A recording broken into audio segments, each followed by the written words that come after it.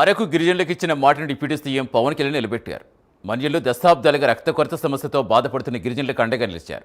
వారి ప్రాణాలు కాపాడేందుకు బ్లడ్ బ్యాంకు శ్రీకారం చుట్టారు. ఈ మేరకు అరకు ఏరియా ఆసుపత్రిలో నూతన బ్లడ్ బ్యాంకు దాదాపుగా ₹1 కోటి నిధులు మంజూరు చేశారు.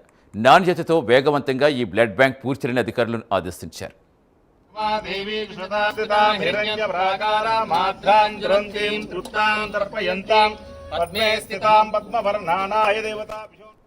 ఇక పవన్ కళ్యాణ్ చొరవతో బెంగళూరు బిఎస్ఆర్ చారిటబుల్ ట్రస్ట్ సౌజన్యంతో బ్లడ్ బ్యాంక్ భవన్ నిర్మాణ పనులకు సర్వం సిద్ధమైంది. ఇప్పటికే భవన్ నిర్మాణ పనులకు జిల్లా collector Nishanthi, Vizianagaram zonal chairman Donnudhara భూమి పూజ చేయడమే కాకుండా శిలాఫలకం ఆవిష్కరించారు.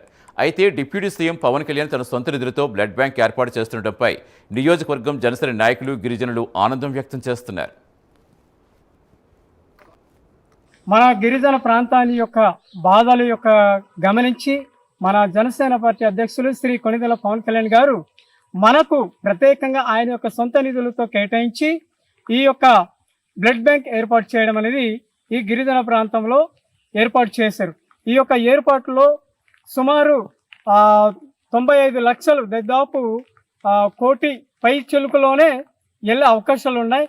వీటి మేరకు మన జనసేన అధ్యక్షులు గారు ప్రత్యేకంగా గిరిజనుల మీద దృష్టి పెట్టి గిరిజనులు, బడుగు బలహీనటువంటి వర్గంలో ఉన్నటువంటి గిరిజనులు, అణిచివేయబడినటువంటి గిరిజనులు ముందుకుండి వాళ్ళ యొక్క భవిష్యత్తు బాగుండాలంటే సికిల్ సెల్ ఎనీమియాతో బాధపడుతున్నటువంటి గిరిజనులకి నేను బాగా చేయాలన్న ఒక సంకల్పంతో వచ్చినటువంటి నాయకుడు మన జనసేన పవన్ కళ్యాణ్ గారు. ప్రతిష్టాత్మకంగా తన సొంత ఖర్చులతోటి రక్తదాన శిబిరం కార్యక్రమం చేయడానికి ముందు వచ్చినటువంటి పవన్ కళ్యాణ్ గారికి మా ప్రత్యేక కృతజ్ఞతలండి.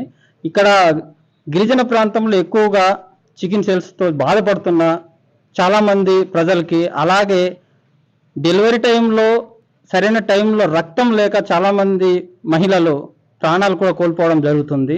వారి కోసము పవన్ కళ్యాణ్ గారు తన సొంత ఖర్చులతోటి ఆదివాసీ ప్రజలకు ఆదుకోవాలనే ఒక ఆయన వ్యక్తిత్వాన్ని మాకు మెచ్చుకోవడంతో మా మీద దయచేసి ఇక్కడ ఒక బ్లడ్ బ్యాంక్ క్యాంప్ పెట్టడం మాకు చాలా ఆనందంగా ఉంది.